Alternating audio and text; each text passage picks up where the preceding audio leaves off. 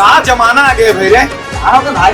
अरे वो लल्लू की टूरी आधा है उम्र में भाग गया। अरे आजकल के जमाना ही खराब चला यार। भैया भैया देख तो टूरी कक्का चंपा थे। अरे यार ये तो भारी खतरनाक दिखत है। एक टूरी तो मैं ही भगाऊं चाहे थाना क्यों न जाना पड़े।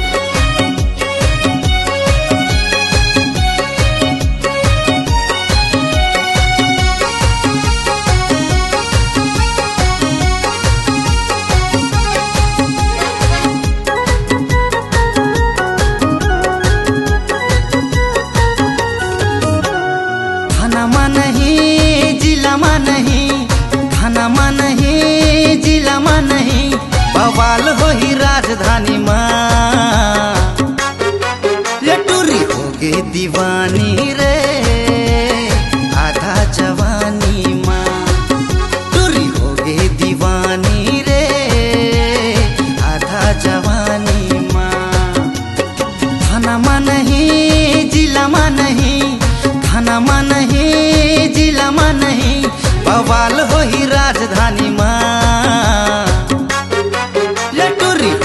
दीवानी रे आधा जवानी माँ टूरी हो गई दीवानी रे आधा जवानी माँ।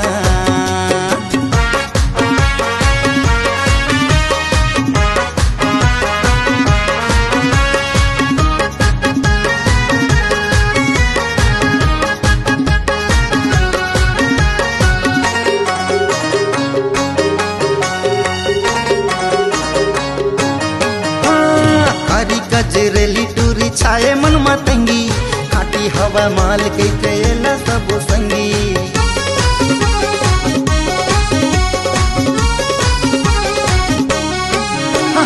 कारी गजरेली टूरी छाए मन मतंगी खाटी हवा माल के कैला सब संगी खाटी हवा माल के कैला सब संगी टूरी रंगरेली मारत है दिल में गोली टूरी रंगरेली मारत है दिल में गोली लगा थे आगी पानी माँ टूरी होगी दीवानी रे आधा जवानी माँ टूरी होगी दीवानी रे आधा जवानी माँ।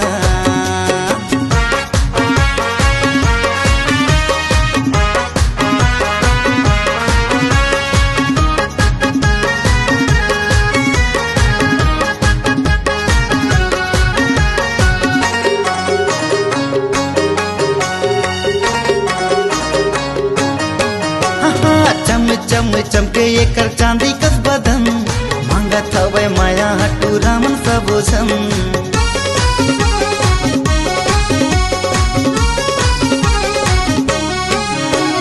चम चम चमके एकर चांदी कस बदन मांगत हवे माया हटू रामन सबोझन मांगत हवे माया हटू रामन सबोझन चौक में नहीं चौराहा में नहीं चौक में नहीं चौराहा में नहीं बवाल करे गली गली माँ ये टूरी होगी दीवानी रे आधा जवानी माँ टूरी होगी दीवानी रे आधा जवानी माँ थाना माँ नहीं जिला माँ नहीं थाना माँ नहीं जिला माँ नहीं बवाल हो ही राजधानी माँ ये टूरी हो गई दीवानी।